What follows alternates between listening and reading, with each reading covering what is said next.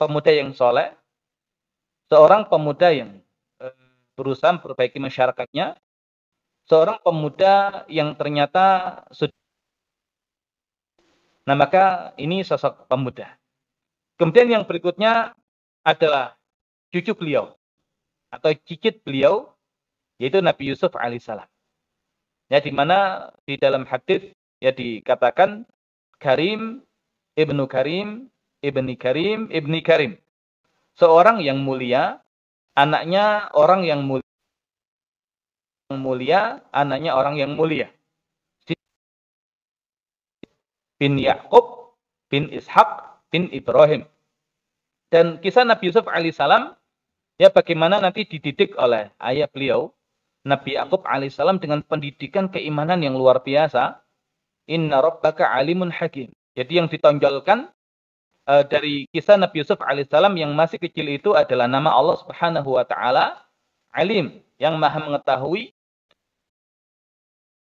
yang bijaksana.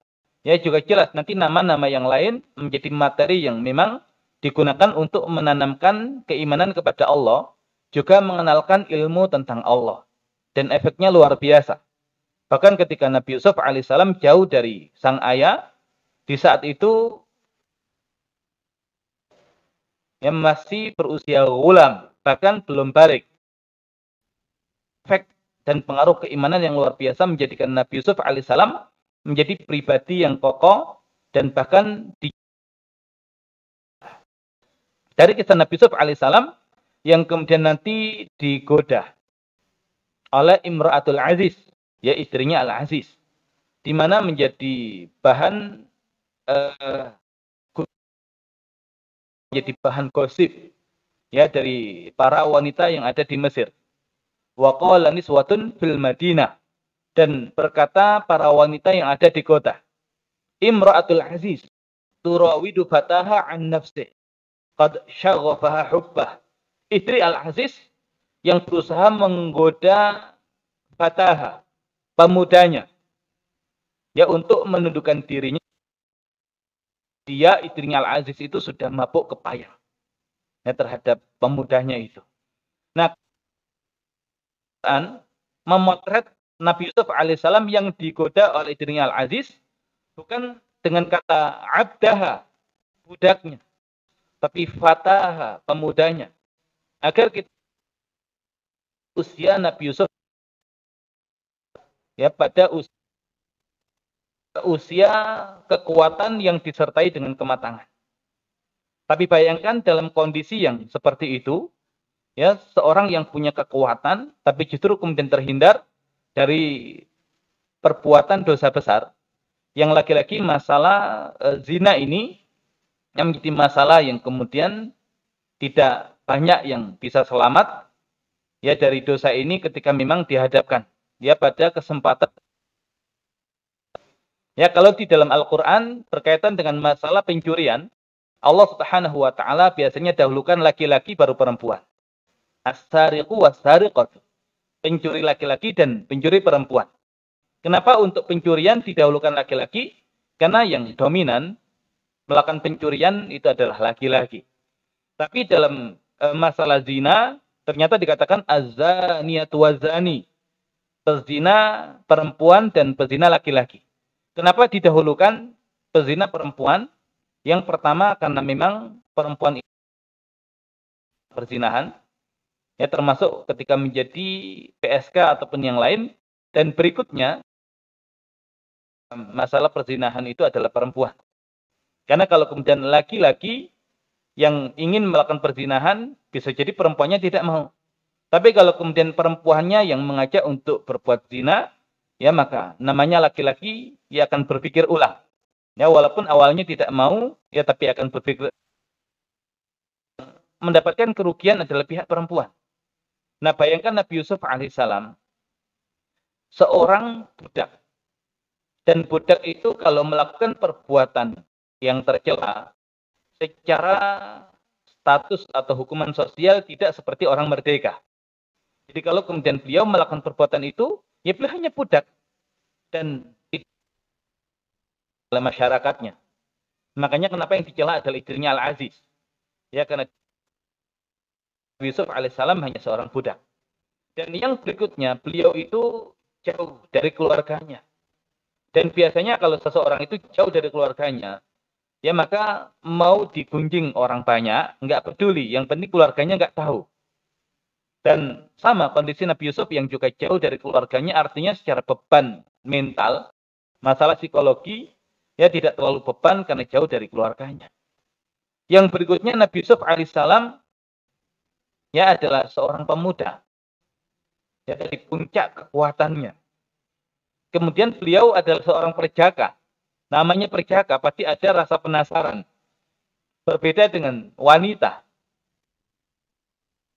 Maka dia adalah ghairu muhsan. Seorang yang belum terbentengi. Makanya di Islam, laki-laki yang belum menikah, itu namanya ghairu muhsan. Belum terbentengi. Tapi kalau sudah menikah, itu namanya muhsan. Sudah terbentengi. Hukum nanti bisa berbeda. Kalau yang belum menikah kok berzina, ya nanti dicambuk ya 100 kali, dan sebagian mengatakan ditambah dengan taghribu am, ya diasingkan selama 1 tahun. Nah, adapun kalau yang sudah muhson itu nanti dirajam sampai mati. Kenapa?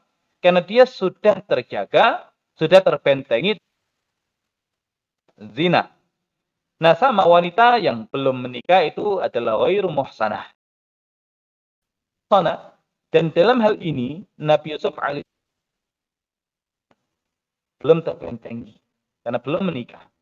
Dan istrinya Al-Aziz artinya dia sudah muhsana, sudah terbentengi kan dia punya suami. Nah, bayangkan kalau istrinya apalagi seorang pemuda melakukan hal yang demikian pasti muncul rasa penasaran. Tapi Nabi Yusuf kemudian terjaga dari perbuatan dosa itu. Di samping itu yang ngajak adalah perempuan. Kemudian dalam sebuah tempat sangat rapat, wa ghallaqatil abwab. Jadi istrinya Al-Aziz itu ya, dan yang berikutnya adalah istrinya Al-Aziz seorang wanita yang begitu cantik. Dari mana kita tahu kalau istrinya Al-Aziz adalah wanita yang begitu cantik? Karena Al-Aziz yang merupakan penguasa Mesir, ya seorang pemuka di Mesir, ketika tahu istrinya ingin berbuat serong, dia tidak cantik, maka mudah bagi dia untuk mencari wanita yang lain dengan jabatan. Justru ketika tahu istrinya ingin Yusuf lupakan masalah ini. Wastaghfiri li dzambik innaki kunti minal khati'in. Sedangkan kamu ya jadi istrinya, maka seharusnya kamu mohon ampun atas kesalahanmu karena kamu tergolong ke dalam orang-orang yang berbuat kesalahan. Nah, kenapa tidak dia mencari wanita yang lain sebagai pengganti istrinya? Istrinya yang begitu luar biasa. Makanya surat Yusuf itu endingnya adalah kebahagiaan. Dan kita tahu ending dari ayatannya, tapi dibandingkan istri yang sadar akan kesalahannya dan menjadi istri yang sepenuhnya mengabdikan hidupnya untuk suaminya. Maka itu adalah kebahagiaan yang lebih dipilih oleh Al-Aziz ya ketimbang istrinya seperti dahulu, walaupun dia memegang jabatan sebagai penguasa. Nah, Nabi Yusuf alaihissalam terjaga dari yang demikian itu. Dan kalau walaqad ham wa hamma biha laula ar'a burhana rabbih, dan untuk berbuat buruk kepada Yusuf, dan Yusuf pun ada keinginan terhadap perempuan itu sekiranya tidak melihat burhan dari Rabb-nya. Ya, maka kenapa? Karena Nabi Yusuf bisa melihat burhan dari Rabb-nya. Nah, secara keimanan, ya Nabi Yusuf alaihissalam tidak ada keinginan. Disebabkan bisa melihat burhan dan petunjuk dari Rabb-nya. Tapi dilihat dari sisi laki-laki, maka jelas ya ada keinginan. Tapi untuk sisi keimanan nggak ada keinginan. Nah, makanya di kita kemudian punya perasaan yang luar biasa. Tapi kemudian menjaga dirinya untuk tidak terjatuh dalam perbuatan kemaksiatan, maka pahalanya semakin besar. Dibandingkan mereka yang tidak ada rasa sama sekali dan kemudian karena tidak ada rasa, maka tidak ada keinginan terhadap perempuan. Makin punya potensi besar untuk melakukan dosa. Keimanan yang dari perbuatan dosa itu, ya maka pahala kan dia juga semakin besar. Itu ada keinginan terhadap perempuan.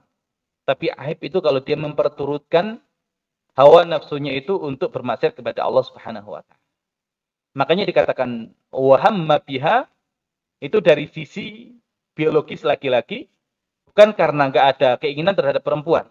Tapi kenapa nggak dilakukan? Nah, faktornya adalah keimanan tadi. Ya, karena bisa melihat burhan rabbih, petunjuk dari Rabbnya. Dan bagaimana cara menghadirkan Buddha? Nah, ini iman kepada Allah Subhanahu wa taala. Ya, maka ilmu tentang Allah, ya kemudian ilmu tentang perintah dan larangan Allah menjadi ilmu yang mutlak diajarkan di fase awal ya seorang anak itu. Nah, makanya nanti Nabi Yusuf alaihissalam ketika diminta oleh raja Mesir untuk Mesir yang luar biasa kacau balau itu, bahkan kalau tidak ditangani dengan maksimal itu bisa terjadi bencana kemanusiaan yang luar biasa, ya kelaparan, paceklik. Tapi ternyata Nabi Yusuf alaihissalam punya keahlian untuk mengatur dan mengawal berjalannya proses pemerintahan yang baik di Mesir. Bahkan beliau ya dengan sangat mantap mengatakan kepada raja, ij'alni, jadikan aku seorang yang bertugas untuk mengurus hasil bumi. Inni hafidhun alim. Sesungguhnya aku adalah seorang yang punya sifat menjaga, hafidh, dan alim, seorang yang punya ilmu. Pertanyaannya, dari mana Nabi Yusuf alaihissalam punya ilmu untuk mengelola negara? Padahal tidak ada track record. Kemudian beliau ini diajari oleh Nabi Yakub untuk mengurus negara. Karena Nabi Yakub bahkan tinggal di Al-Badu. Ya, di perkampungan Badui yang jauh dari pusat perkotaan. Ya, karena masyarakat Syam saat itu masih beragama kafir, tidak beriman. Dan Nabi Yakub dengan keluarganya lebih memilih untuk tinggal di tempat yang terpencil. Ya, agar lingkungan yang ada lingkungan yang baik. Nah, dari mana Nabi Yusuf belajar untuk mengelola negara? Maka pertanyaannya beliau belajar selama tinggal. Ya, jadi Al-Aziz seorang yang diamanahkan untuk mengatur Mesir. Nah, Nabi Yusuf ketika tinggal di rumah itu manfaatkan peluang itu untuk belajar bagaimana cara mengelola negara. Dan ini pula kalau kemudian kita lihat Nabi kita Nabi Muhammad SAW, di mana kemampuan ya untuk menjadi seorang pemimpin, ya walaupun jelas nanti Allah Subhanahu wa taala yang menganugerahkan itu kepada beliau, tapi dalam sirah nabawiyah ya kita dapati nanti beliau diasuh oleh sang kakek Abdul Muthalib, ya seorang pemimpin Quraisy yang itu dalam rentang waktu 6 sampai 8 dari usia beliau, dan setelahnya diasuh oleh Abu Thalib yang juga pemimpin Bani Hashim dan pemimpin orang-orang Quraisy. Ya karena yang ngasuh adalah seorang pemimpin, ya maka secara tidak langsung mewarisi kemampuan dan keahlian untuk memimpin. Sama halnya dengan Nabi Sulaiman yang diajak pula oleh Nabi Daud duduk di majelis qadha untuk memutuskan perkara rakyatnya, maka nanti Nabi Sulaiman pun ya punya jiwa kepemimpinan, punya jiwa menjadi seorang hakim yang memutus perkara masyarakatnya. Nah, begitu pula Nabi Yusuf alaihissalam. Dan ini membuktikan kalau kemudian ilmu tentang Allah Subhanahu wa taala dipelajari lebih dulu, baru kemudian belajar tentang ilmu tentang perintah dan larangan Allah ini berkaitan dengan hukum. Ya, hukum fikih. Dan nanti kita tahu Nabi Yusuf alaihissalam secara hukum fikih beliau sangat paham mana yang boleh dan mana yang tidak boleh. Dan baru belajar tingkatan ilmu yang ketiga, ya ilmu sosial atau ilmu tata kelola negara. Nah itu akan sangat mudah dipelajari. Bahkan tidak perlu forum atau lembaga pendidikan yang resmi. Dikuasai oleh Nabi Yusuf alaihissalam dan bahkan bisa mengatur Mesir dalam kondisi yang sangat berat. Ya, jadi Nabi Yusuf alaihissalam seorang yang disebut fata tadi, ya dengan godaan yang mungkin, ya banyak yang lolos dari godaan yang seperti itu, tapi ternyata beliau ya sanggup lolos fata pemuda yang dia ini dididik dengan konsep pendidikan yang benar, hasilnya seperti Nabi Yusuf. Ganteng tapi enggak selengean, enggak pelelean. Ya digoda wanita itu enggak tergoda, tidak manfaatkan ketampanannya. Kalau hari ini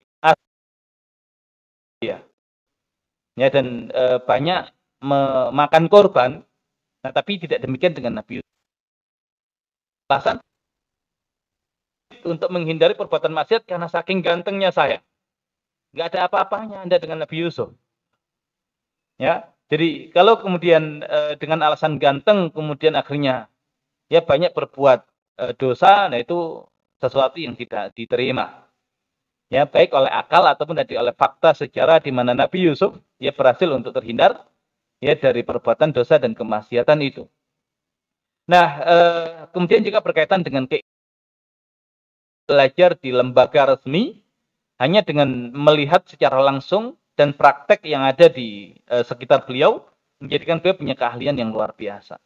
Jadi ilmu tentang ciptaan Allah dari ketika sudah kokoh ilmu tentang Allah dan ilmu tentang